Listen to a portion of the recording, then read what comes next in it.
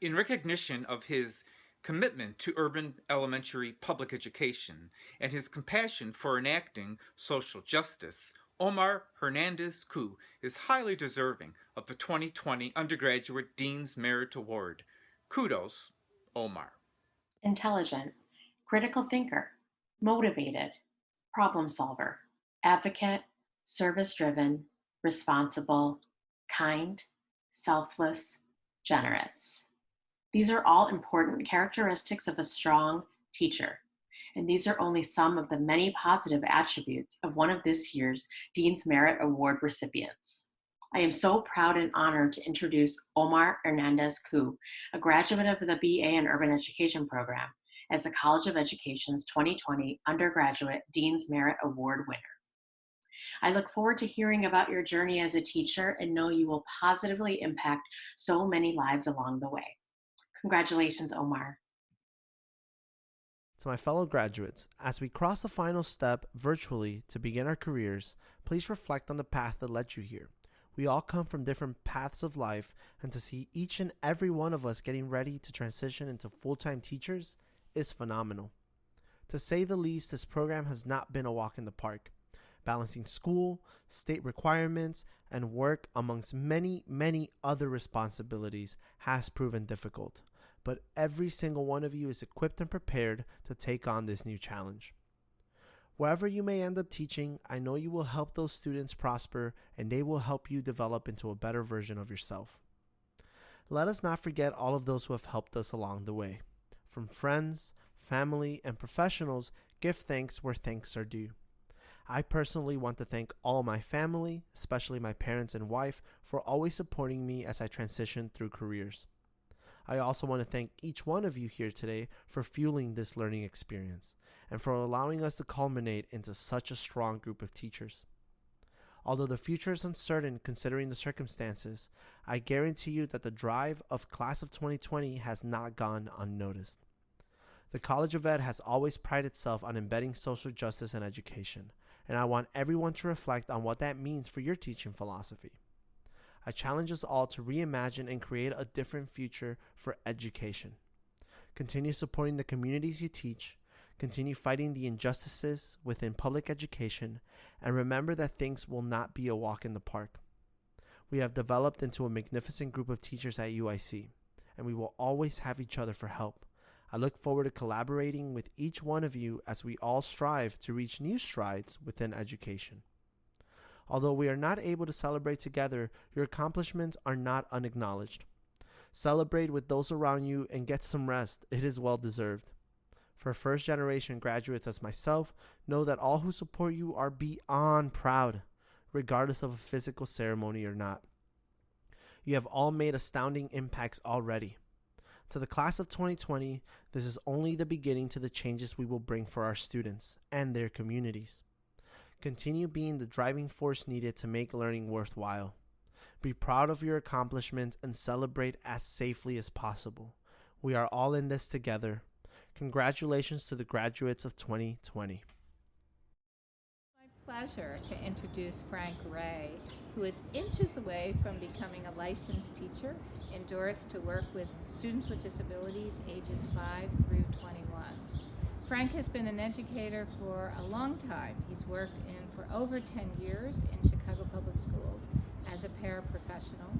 He's also worked with Special Olympics for over 6 years, coaching students in soccer, basketball, track and field, and as Frank says, wherever I'm needed. In addition to work in schools, Frank has been very active in multiple communities. For example, he's organized coat drives and food drives involving his sons, his family, and his friends.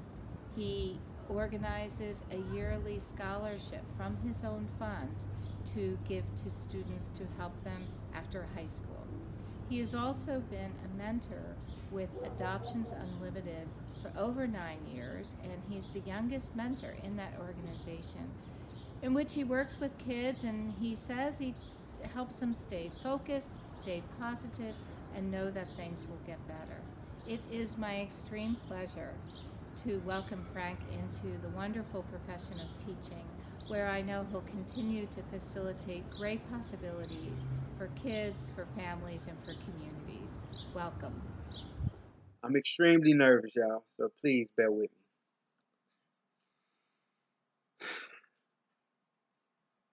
I want to start off by offering from my family condolences and support to everyone affected by this enormous tragedy dealing with the COVID-19 virus. And just want to assure you that things will get better and we will get back to a sense of normality sooner than later. No one knows how much time we have, so we must live in the moment. We must enjoy the moment. We must reach and see and spend as much time as we can with our families and our friends and the people that we absolutely love. To live in the moment means to enjoy each and every one that we come in contact with. I promise you, from this day forward, I will live out carpe diem, which is a Latin phrase meaning seize the day. And also, I will be that shoulder that we all have needed at one time or another. Now to the class of 2020. Congratulations, y'all. I'm so proud of y'all. I am very grateful to speak today, and I want you to, I need you to, embrace this moment because we worked too hard not to. Our professors have worked too hard not to. When I first received the email informing me that I was the recipient of the Dean's Merit Award, I thought it was fake news. I thought it was spam email. But when I realized that this is real, I started crying. I started thinking, and I started reflecting on my time at UIC. And this is not an award that I earned by myself. This is an award that collectively our special education cohort earned because I could not have done it without them. I thank you. I would like to give thanks to God first for making this all possible. I would like to thank my mother, my grandmother, and siblings who were the first architects of my dreams. And acknowledging that, I know my success will always be a shared journey. My sons who inspires me to be great and understanding that daddy have to be at work or at school. My special education cohort, Dr. Robinson, who held me accountable with my words and actions. I love you. My friends who pushed me to not give up, Wilford Andre Harvey, who at the age of 5 asking me to use synonyms, Miss Casey, Miss Woods, Miss Okenard, Miss Kent, Miss Free, the Lee family, all of my students, Principal Harrell, my mentor teachers, Mr. Wendell and Mr. Pearson, prospective charter schools who given me my first teaching opportunity, Coach Rob, to all my professors, Amanda, Christy, Elizabeth Cambridge, and last but not certainly, Dr. Parker-Katz. And if you have had the privilege of taking her class, at some point, she will make you cry. But they will be tears of joy because our passion is truly unparalleled. During our time at UIC, we all have had those professors, for whatever reason, that would not let up, sending emails, sending texts, and sometimes an occasional phone call. It was irritating, but that irritation turned into love. Just because the admiration they have for us as professors just wanted to make sure that they are fulfilling their job and preparing us the best they can as educators in the life that which we are about to embark on. And as we reflect on our times here, they just wanted to be the best mentors and professors they can be. And as we got to know them, we wanted to become the best students and educators we can be. UIC left no rock unturned, no student unprepared. They invested everything into us. In conclusion, on behalf of my sons and I, we are proud to be a part of the UIC family, and we would like to thank everyone again and hope that we have made you as proud and thankful of us as we are of you. Go Flames. Hi, I'm Nate Phillips, faculty in the Department of Curriculum and Instruction in the College of Ed. I'm thankful for the honor and opportunity to introduce you to the 2020 graduating doctoral student Dean's Merit Award winner, Virginia Killian Lund. Over a 10-year teaching career that overlapped with her time in the LLC program, Virginia taught first grade, third grade, fourth grade, and seventh grade. She also co-founded a nonprofit arts mentorship program for femme-identified adolescents and was the program director for an arts mentorship program for 4th through 8th grade girls. While an LLC student, Virginia has co-authored multiple peer-reviewed journal articles and has presented many times at conferences. A paper she wrote won the 2020 American Educational Research Association's Media, Culture, and Learning Special Interest Group Best Empirical Paper Award. Virginia's dissertation, which presents findings from an ethnographic exploration of teaching and learning at a technology-rich elective learning space for youth, is beautifully written and, at points, both heartbreaking and hopeful. In Virginia's service to the field and community, she seeks to advance equity by using positions of privilege and power to amplify the voices of youth and people who belong to minoritized groups. She has mentored doctoral students in the LLC program and for the Literacy Research Association. She was the inaugural Maker in Residence at the College of Education's new makerspace, the Make Good Lab, and she is a board member for the Illinois Caucus for Adolescent Health. It's been my great privilege to work closely with Virginia the last 5 years. Virginia was recently hired in a tenure-track research-focused position in the School of Education at the University of Rhode Island, where she will be starting in the fall. I will miss Virginia greatly. She's brilliant, critically engaged, a supportive mentor, a great writer, a reflective and excellent teacher, and an innovative and theoretically engaged researcher. I believe she's an ideal person to represent the college as this year's Dean's Merit Award winner, and I look forward to hearing. I'm so grateful and surprised to accept this award. Thank you.